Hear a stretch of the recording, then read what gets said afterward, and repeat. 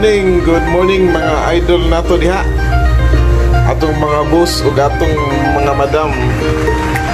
Kumusta mong tanan? Sa dugay nga panahon nga wala jud ta mag-content ba. Okay. Murag na tayo mga gagmay nga mga problema. Gagmay ra ko na. Natay mga ipanghuna-huna nga pangbutang. Oh my God! Wow! Natay mga gipokusan. Nangkaroon siguro, parang siguro para magbalik ta og content to. Kinsay naghuwat nga mabalik ta og content. Muragwa no? Kay daghan na kay ni sundog na taron ba? Daghan na kay ni sundog sa atong mga pamanihan, palitsonhan. Okay ra kayo na kay at least sila gibuhat ko na nila ba. At least daghan pod ang makadawat sa ilang mga grasya.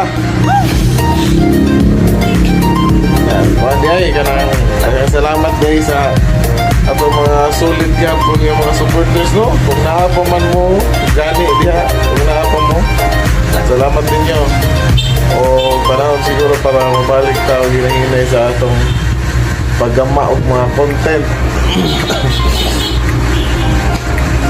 Unya, kung sa may yung gusto mga idol nga atong man, gusto mo magpamanihan ta, magpalitsunhan ta, o magpabring me ta, o magpakanta.